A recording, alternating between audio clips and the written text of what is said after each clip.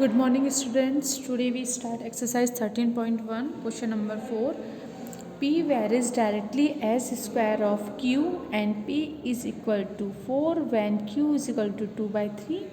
Find P when Q is equal to 8 by 3. अब देखो जैसे जैसे स्टेटमेंट लिखा है हमें वैसे वैसे इक्वेशन बनानी है। तो देखो P varies directly as square of Q square. तो देखो P varies as directly the square of Q। देखिए P is equal to k Q square ये बन जाएगा। यहाँ पर अपना क्या है, P वैरीज है directly as a square of Q। तो जब भी ये इसके डायरेक्टली स्क्वायर है, ठीक है, तो हम क्या लिखेंगे इसको, P is equal to k Q square. अब यहाँ पर आप बोलेंगे के क्या है, तो के हमारा यहाँ पर कांस्टेंट है। के को हम क्या बोलेंगे, के इज़ अ कांस्टेंट, ठीक है। अब हमारे पास जो भी इंफॉर्मेशन गिवन है उसकी वैल्यू को हम यहाँ पे लिखेंगे। तो अकॉर्डिंग टू क्वेश्चन हम क्या लिखेंगे, देखो अब आपको P की वैल्यू यहाँ पे कितनी गिवन है, P इज़ 4। आपकी P की वैल्यू गिवन है 4 and Q is equal to 2/3। तो आप इस वैल्यू को यहाँ पे पुट करिए। तो P की जगह 4, K और Q की जगह आप क्या लिखेंगे, 2/3 एंड स्क्वायर। अब जो आप इसको सॉल्व करेंगे तो क्या जाएगा, 4 इज इक्वल टू के, 2 का स्क्वायर कितना होता है 4, 3 का स्क्वायर 9। अब के को यहीं पर रखेंगे, बाकी की डिजिट इधर की तरफ जाएगी तो 4 है, 9 डिवाइड में है, इधर की तरफ आके मल्टीप्लाई हो जाएगा। 4 मल्टीप्लाई में इधर आके तो डिवाइड, 4 से 4 कैंसिल, तो 9 इज इक्वल टू के। तो हम क्या बोलेंगे यहाँ पे, के इज इक्वल टू 9 आ गया। देन सेकंड, अब आपको क्या कहा गया है कि आपको फाइंड करनी है पी की value when Q is equal to 8/3। अब आपको दे रखा है क्यू इज इक्वल टू 8/3, तो आपको पी की वैल्यू फाइंड करनी है। तो पी की वैल्यू फाइंड करने के लिए वापस क्या करेंगे, put in equation P is equal to k Q square. अब इसके अंदर अपन को क्या करना है, वापस से क्यू की वैल्यू पुट करनी है और के की वैल्यू भी पुट करनी है। तो पी इज इक्वल टू के की जगह अपन क्या लिखेंगे 9, क्यू स्क्वायर, क्यू की जगह अपन क्या लिखेंगे 8/3 स्क्वायर। जब आप इसे सॉल्व करोगे तो कितना आ जाएगा आपका 9 और 8 का स्क्वायर कितना होता है 64, 9 का स्क्वायर, 3 का स्क्वायर कितना होगा 9, 9 से 9 कैंसिल हो जाएगा। तो पी इज इक्वल टू कितना आ जाएगा 64। तो ये आंसर हो जाएगा। तो इस तरीके से आप क्वेश्चन नंबर 4 करेंगे। Next question number 5, a man takes 15 rounds of a garden to cover a distance of 1170 meter. Find the distance covered by him in 32 rounds. अब आपको इसमें क्या करना है, सबसे पहले, ठीक है, तो देखिए सबसे पहले एक तरफ आप राउंड लिख लीजिए और एक तरफ आपको क्या लिख देना है, डिस्टेंस। अब देखिए, a man takes 15 rounds of a garden to cover the distance of 1170 meter, ठीक है। Then the find of the distance covered by him in 32 rounds. तो 32 राउंड्स में कितना डिस्टेंस कवर करेगा, हमने बोल दिया x। तो सबसे पहले से आपको बॉक्स में क्या कर देना है, क्लोज कर देना है, ठीक है। अब देखिए जैसे राउंड होंगे तो उतना ही हमारा क्या हो जाएगा कि आपका जो डिस्टेंस है वो कवर होगा। अब 32 राउंड्स में हमें देखना है कितना कवर होता है। अब तो ये डायरेक्टली प्रोपोर्शनल टू है, तो हम क्या लिखेंगे 15/1170 इज इक्वल टू 32/x। अब हम क्या करेंगे, क्रॉस मल्टीप्लिकेशन करेंगे। तो x को जब हम इधर लेके जाएंगे तो 15 × x is equal to 32 × 1170। Then x की वैल्यू को आप यहाँ पे, आपको उसको कैलकुलेशन नहीं करनी है अभी, है ना, वरना आपका हार्ड हो जाएगी कैलकुलेशन। तो पहले आप मल्टीप्लाई करोगे फिर डिवाइड करोगे, इसलिए इसको एज इट इज़ लिखो। अब जो 15 तक मल्टीप्लाई में इक्वल किधर आएगा तो डिवाइड हो जाएगा। अब आप इसे कट करो 15 से, इसको कट करेंगे तो कितना आ जाएगा 78। तो x को जब 32 × 78 करेंगे तो आपको कितना जाएगा 2496। ये आंसर हो जाएगा आपका। तब कितना डिस्टेंस कवर कर लोगे 2496 मीटर, किलोमीटर में नहीं है, मीटर में दे रखा है ना, तो ये भी किस में आएगा, मीटर में। तो यहाँ पे मीटर लगा देना है ना, इसे वापस लिख देते हैं, कितना जाएगा 2496 मीटर। ये आंसर हो जाएगा आपका। तो क्वेश्चन नंबर 5 कंप्लीट हो जाएगा। देन इसके बाद हम करेंगे क्वेश्चन नंबर 8। देखिए question number 8, if the mass of 35 sheet of a paper is 280 gram, how many sheet will weigh 7.2 kg। तो सबसे पहले हमें क्या करना है, अब देखो ये kg है ना, इसे ग्राम में कन्वर्ट करो सबसे पहले, क्योंकि हमें पता है जो हमारे रेशो होते हैं, हमारे पोर्शन होते हैं, वो सेम काइंड में होने चाहिए, हमारी सेम यूनिट में होनी चाहिए। तो 1 kg is equal to 1000 gram. Then 7.2 kg is equal to कितना हो जाएगा, 7.2 इंटू 1000 ग्राम। तो कितना, 7 2 1 2 3 और 1 डिजिट के आगे पॉइंट है तो 1 डिजिट के आगे पॉइंट ग्राम। तो कितना आ जाएगा, 7200 ग्राम। ठीक है, तो अब देखिए शीट वेट कितना हो गया अपना, अब आगे लिख लो आप, sheets weight is equal to कितना आ जाएगा अपना इतना। अब हमें क्या लिखना है, अब आपको देखो एक तरफ the mass of the 35 sheets, तो एक तरफ तो आप क्या लिखोगे, शीट्स, नंबर ऑफ शीट्स दे रखी है, शीट्स ऑफ अ पेपर, और एक तरफ आप क्या लिख लोगे, वेट। यहाँ पे क्या लिखोगे, number of sheets and weight. तो नंबर ऑफ शीट्स आपको कितनी दे रखी है, 35, और उनका वेट आपको कितना दे रखा है, 280 ग्राम। देन उसके बाद फाइंड करना how many sheet will weigh. अब हमें शीट नहीं पता तो हमने एक्स बोले, जिनका वेट कितना है, 7.2 kg। 7.2 kg की जगह आप क्या लिखेंगे, दिस है ना, देखो 7.2 kg है ना, इसकी जगह अपन क्या लिखेंगे, 7200 है ना, 7200 ग्राम, ये लिख लेंगे। ये हो गया। अब ये अपना क्या बन गया, डायरेक्टली प्रोपोर्शन बन गया। तो अब इसे आप सॉल्व कर देंगे, पहले से बॉक्स में लिखिएगा। अब देखिए हम क्या लिखेंगे, 35/280 is equal to x by 7200। अब इसे सिंप्लीफाई कीजिए, एक्स यहाँ पे रहेगा, ये क्रॉस मल्टीप्लिकेशन हो जाएगा। तो हम क्या लिखेंगे, यहाँ पर एक्स डिवाइड में इधर की तरफ जाएगा तो क्या हो जाएगा, मल्टीप्लाई बाई 280 एक्स। अब इधर कट कर दो 0 से 0, और जब हम इसे कैंसिल करेंगे तो 7 से कैंसिल कर दीजिए, 7 4 ज़ा 28, 7 5 ज़ा 35, 4 1 ज़ा 4, 4 1 ज़ा 4, 4 8 ज़ा 32, 0, 5 इंटू 180 कितना हो जाएगा आपके, 900 एक्स। तो एक्स की वैल्यू आपकी कितनी आ जाएगी, 900, ये आंसर हो जाएगा आपके। तो इस तरीके से आपको क्वेश्चन सॉल्व करने हैं। सिंपली वैल्यू को पुट करना आना चाहिए। अगर आपने टेबल बनानी आ गई, आपको वैल्यू पुट करनी आ गई, तो सिंपली कैलकुलेशन करना है फिर तो, और आप क्वेश्चन इजीली कर लोगे। देखिए क्वेश्चन नंबर 10 है, the cost of 7 meter of cloths is ₹162.40। What length of this cloth can be purchased for ₹429.20। तो सबसे पहले हम इसी टेबल बनाएंगे, और टेबल बनाने के लिए लेकिन आपको एक चीज़ याद रखनी है कि देखो यहाँ पे 7 मीटर है ना, the cost of 7 meter of the cloth is this. तो एक तरफ तो आप लेंथ लिख दीजिए, यानी क्लॉथ की लेंथ, और एक तरफ उसकी कॉस्ट। तो लेंथ अगर आपकी कितनी है, 7 मीटर है, तो कॉस्ट आपकी कितनी है, 162.40। Then what is the length of the cloth. अब हमें क्लॉथ की लेंथ फाइंड करनी है। Can be purchased for ₹429.20। अब ये रुपीज़ में है, कॉस्ट को आप यहाँ पे चाहो तो रुपीज़ लिख लेना है ना, और ये किस में, लेंथ अपनी मीटर के अंदर है। तो हमने पहले बॉक्स बना लिया, टेबल बनानी आनी चाहिए आपको। अगर आपने टेबल बना ली तो अब क्वेश्चन तो इजीली सॉल्व हो जाएगा। करिए, अब देखिए हम क्या लिखेंगे, 7/162.40 इज इक्वल टू एक्स 429.20। अब x क्या करेंगे, इधर डिवाइड में इक्वल किधर जाएगा तो क्या हो जाएगा, multiply 429.20 upon 162.40 is equal to x. अब इसको इससे मल्टीप्लाई कीजिए आप, आपको कितना आ जाएगा, 3004.4 upon 162.40 is equal to x. जब आप मल्टीप्लाई करेंगे तो ये डिजिट आ जाएगी। अब इसको इससे डिवीज़न करोगे आप तो अपना कितना आ जाएगा, 18.5 मीटर एक्स।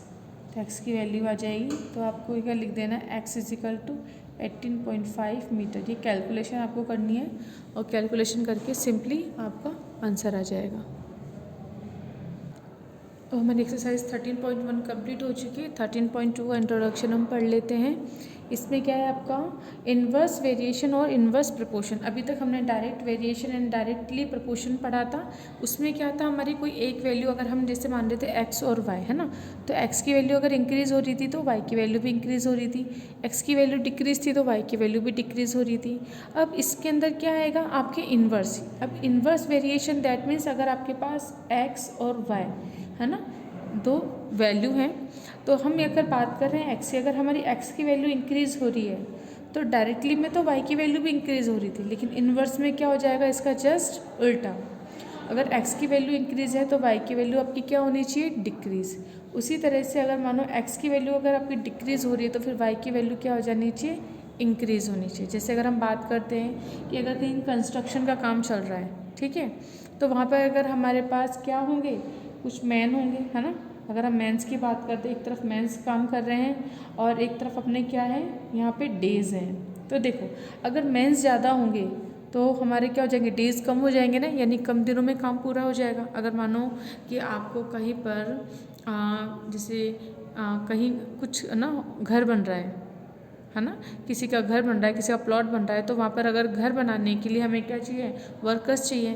तो अगर हम वर्कर्स की नंबर ऑफ वर्कर्स अगर हम ज़्यादा रखेंगे तो वो जो हमारा घर है वो कम दिनों में क्या हो जाएगा, कंप्लीट हो जाएगा, तो डेज क्या हो जाएंगे, कम। लेकिन अगर मानो किसी दिन ऐसा हो गया कि हमारे पास मैन की वैल्यू कम हो गई, नंबर ऑफ द मैन, है ना, यानी जब मानो कोई बीमार हो गया, कुछ भी हो गया और यहाँ पे नंबर ऑफ़ मैन हमारे कम हो गए, तो उस दिन हमारे पास क्या हो जाएगा, काम करने के लिए ज़्यादा टाइम लगेगा। जिस तरह से मान लो कि आपके घर में कुछ काम है, तो जब आप ज़्यादा लोग मिलके करते हो तो काम फटाफट हो जाता है। उसी तरीके से अगर आपके जैसे आप अगर अकेले ही वो काम कर रहे हो ना, तो नंबर ऑफ़ मैन अगर कम हो गए तो काम आपका क्या हो जाएगा, ज़्यादा, और ज़्यादा टाइम में ना कंप्लीट होगा। तो इसी तरीके से अब जैसे मान लो कि अगर हम उसकी बात करते हैं ना, ऐसे बहुत सारे हम एग्जाम्पल भी ले सकते हैं। अब अगर जैसे मैं आपको बताती हूँ, हम जैसे बात कर रहे हैं अगर x की वैल्यू हमारी इंक्रीज़ हो रही है तो y की वैल्यू हमारी क्या हो रही है, डिक्रीज़ है। तो इससे हम क्या बोल सकते हैं कि x is directly proportional to 1/y, है ना। या हम ये भी बोल सकते हैं x is a inverse of y, या x is a reciprocal of y, हम कुछ भी बोल सकते हैं। तो ये जो हमारे साइन है इन्वर्स का, है ना, इसको अगर हमें इक्वलिटी में कन्वर्ट करना है, तो ये जब हमारा प्रोपोर्शनल का साइन इक्वल में कन्वर्ट होता है तो यहाँ पर एक वैल्यू आती है, अपना कांस्टेंट आता है k, है ना, इंटू 1/y। तो ये क्या बन जाएगा, x is equal to k/y, ये बन जाएगा आपका, है ना।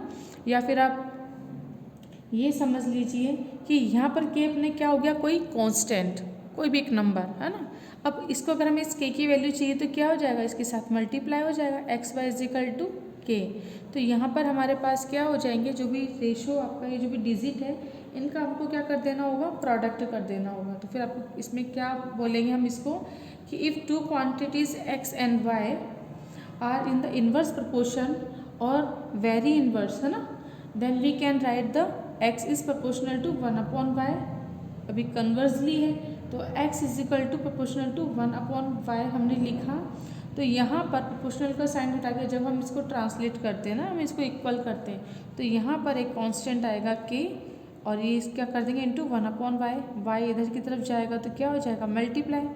तो xy इज इक्वल टू कितना आ जाएगा, अपना k आ जाएगा। तो हमें इन क्वेश्चंस को इस तरीके सॉल्व करने से, डायरेक्टली प्रोपोर्शन में तो आप क्या कर रहे थे कि आपको यहाँ पर क्या दे रखा था, x/y कर रहे थे आप, है ना, जबकि इन्वर्स के अंदर, है ना, इन्वर्स के अंदर आप क्या करोगे, x इंटू वाई करोगे। अब जैसे कुछ क्वेश्चंस करते हैं तो आपको और क्लियर हो जाएगा। एक्सरसाइज करेंगे अपन 13.2 का क्वेश्चन नंबर 2। अब देखिए क्वेश्चन नंबर 2 में आपको दे रखा है if x and y very inversely. अब आपको वहाँ पर ना ये लिखा आएगा कि डायरेक्टली इन्वर्स, हाँ, डायरेक्टली प्रोपोर्शन है, डायरेक्ट वेरिएशन है, ये इन्वर्स वेरिएशन है, ये आपको गिवन होगा। तो उसी के अकॉर्डिंग आपको क्वेश्चन को सॉल्व करना है। Find the unknown ABC in the following table. अब आपको इसका ए पार्ट दे रखा है एक्स एंड वाई। देखिए आपको टेबल बनानी आनी चाहिए। कई बार आपको टेबल गिवन होगी और अगर नहीं होगी तब आपको वहाँ पर इसको बनाना आना चाहिए। बी 150 और ये कितना आ जाएगा आपका 180 सी। अब देखिए यहाँ पर हमको ए बी सी इनकी वैल्यू फाइंड करनी है। तो जब इनकी वैल्यू कैसे फाइंड करोगे आप, सबसे पहले अपन क्या लिखेंगे, देखो सबसे पहले ये फर्स्ट टू लेते हैं ना, तो 72 इंटू ए ऐसे लिखेंगे, क्रॉस एक्स वाई लिखते हैं ना अपन, एक्स वाई। तो हम क्या करेंगे, इन दोनों को मल्टीप्लाई करेंगे ऐसे। डायरेक्टली में अपन इनको अपॉन में लिख देते हैं ना डिवीज़न में, जबकि इन्वर्सली लिखा है तो हम क्या करेंगे, इनका product x y, x into y. जैसे अपना क्या आता था यहाँ पर एक्स वाई है ना, एक्स वाई लिखेंगे अपन, x into y, x y हो गया अपना। तो x y is equal to 72 into a is equal to 60 into 300। अब ए इधर रहेगा, 60 इंटू 300 अपॉन 72। कट करो, 6 1 6 0, 6 1 6, 6 2 12। अब इसे कट करेंगे, 3 1 3 0 0, 3 4 12। 4 से कट करो, 4 1 4, 4 2 8, 4 5 20। जब हमने इसको इससे मल्टीप्लाई किया कितना है अपना 50। तो ए की वैल्यू अपनी कितनी हो जाएगी 50। तो ए की जगह अपन 50 लिख देंगे। अब हमें बी की वैल्यू चाहिए, तो बी की वैल्यू जब आपको चाहिए तो कैसे लिखोगे अब आप, देखो अगेन 72 और ए की वैल्यू अपने पास कितनी हो गई, देखिए ए की वैल्यू थी ना, ए की वैल्यू 15, 72 इंटू ए था is equal to b into 150 multiply. अब ए की जगह अपन क्या लिख देंगे 50 is equal to b into 150। अब इसके बाद हम इसको इधर सॉल्व करते हैं। तो यहाँ से अब बी की वैल्यू पुट करेंगे अपन, तो बी यहीं पे रह जाएगा और ये सब एक तरफ आ जाएंगे। 150, 0 से 0 कैंसिल, 5 1 5, 5 3 15, 3 1 3, 3 2 6 और 3 4 12। Then b is equal to अपना कितना आ जाएगा 24। तो बी की वैल्यू आ गई। अब हम इसी तरीके से किसकी वैल्यू निकालेंगे, सी की वैल्यू। तो सी की वैल्यू के लिए again 72 cross a is equal to 180 cross c, ऐसे लिख देंगे अपन। अब ए की वैल्यू रखो 72 क्रॉस 50, 180 क्रॉस सी। सी यहाँ पर होगा 72 क्रॉस 50 अपॉन 180। 0 से 0 कैंसिल कर दो, कितना हो जाएगा 6 से 6 3 नहीं 6 से नहीं, इसे कट करेंगे अपन 6 से, हाँ 6 3 80, 6 1 6, 6 2 12, 3 1 3, 3 4 12, 4 इंटू 5 कितना हो जाएगा 20। देन सी की वैल्यू आपके पास कितनी आ जाएगी 20। तो इस तरीके से क्वेश्चन नंबर अपना 2 कंप्लीट हो जाएगा। देखिए यानी सिंपली आपको इसके अंदर एक्स वाई करना है, मल्टीप्लाई करना है। बस आपको याद रखना है अगर इन्वर्स है तो हमको ऐसे मल्टीप्लाई करना है। अगर डायरेक्टली आता वेरिएशन या डायरेक्टली प्रोपोर्शन आता तब अपन जैसे इससे पहले वाली एक्सरसाइज करी थी ना, अपॉन करके 72 बाई ए, उस तरीके के सॉल्व करते हैं। लेकिन ये इन्वर्स है तो एक्स इंटू वाई करेंगे, है ना। तो इनको इस तरह से प्रोटेक्ट करके और सिंपली हम इसको सॉल्व कर लेंगे। तो इस तरीके से अपना क्वेश्चन नंबर 2 हो चुका है। इसका बी पार्ट आपको करना है। और आज का वीडियो अपन यहीं पे कंप्लीट करते हैं। नेक्स्ट वीडियो में नेक्स्ट क्वेश्चन डिस्कस करेंगे।